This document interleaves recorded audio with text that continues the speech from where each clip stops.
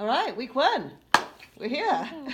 So this week we're going to focus on the area of learner development. And so for me it would be helpful to understand what your understanding is of this part of the rubric and student knowledge about learner development. Okay, so I am thinking it's really important that we know that students are making growth, that we are finding kind of a baseline of where they're at each year, and that's kind of where we're doing the baseline assessments to just kind of see where they are, and then just making a plan so that they are growing throughout the year, and we are seeing sort of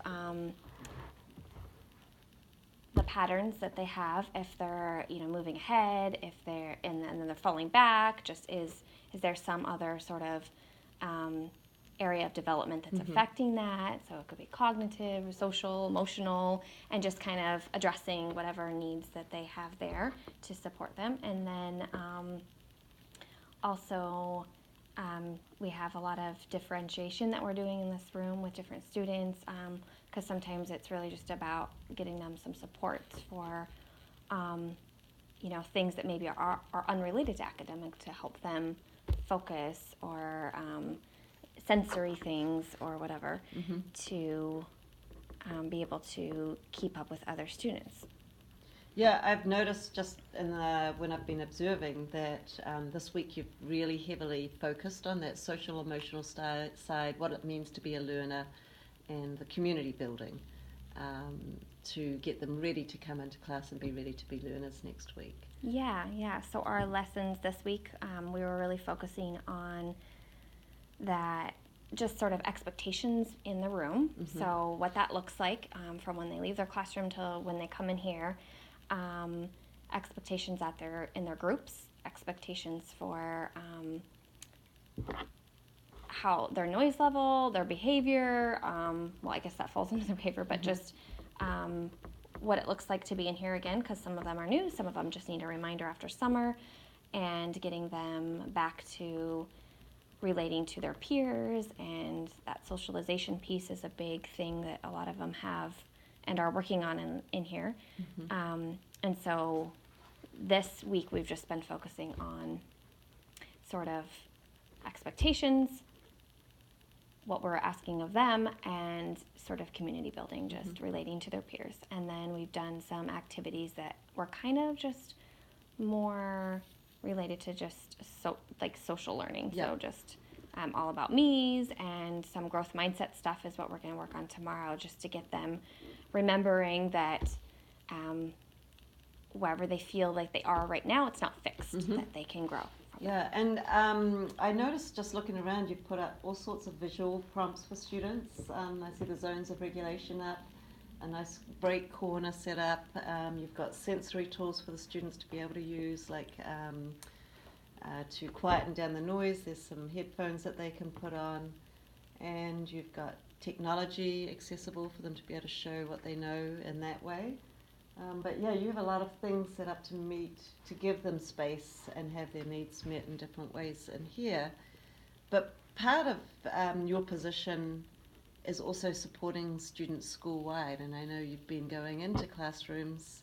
I wondered what you're seeing there and how that's going.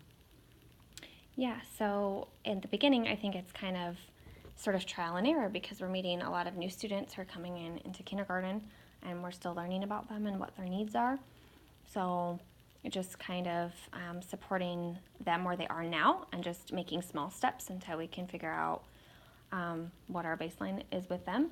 And then for students who are returning, sometimes we see it's just the first couple weeks of school, they're kind of getting back into the groove after summer, or kind of assessing where they are, or what they need in their classrooms. But it's nice that they've been able to come in here and have some quiet space to be able to take a break or a breather as needed. Yeah, and I appreciate that you haven't just said this is the social skills program or the behaviour program I'm going to use. You're getting to know the students first, and then you're going to find, I see you looking at a lot of different programs to find the best fit program for each student. So I'm curious about, part of it is sort of designing and implementing those programs. So I see you looking at the social skill, and then we've started looking at some of the new reading curriculum and things, and we'll go into that more. What if you were to pick one thing you would like to know more about now, what would that be? Whether it's curriculum or how to support students. So I feel like my strength is supporting students because of the last 2 years working in SLCA. Yeah. Has helped me with that whole piece. So I'm feeling like now that I'm moving into more of instructional, and we also have new curriculum, so I think that's more of a big learning curve for me. So I think that's the big focus now, is just preparing for when we are doing groups in here. So, so looking at the actual curriculum materials, both for the social skills or behaviour supports or visual prompts and such, and also the academic materials. Yeah. I always like to say, what's a roadblock to getting that happening? So... Or ask. Yeah. Well, and in this room, I just feel like there's a lot of roadblocks, but getting us back to sort of where we left off last year, and sort of figuring out which groups are going to work well together. So I think in the beginning, you're kind of figuring out like, oh, these students don't work well together. We're going to kind of adjust our groups. And so that's something that you won't know, though, until you get going. So you've done an amazing job of coming up with an incredibly complex schedule. So you're thinking next week, not just starting instruction, but starting with what first before you started instruction? Well, doing all of our assessments. Yep.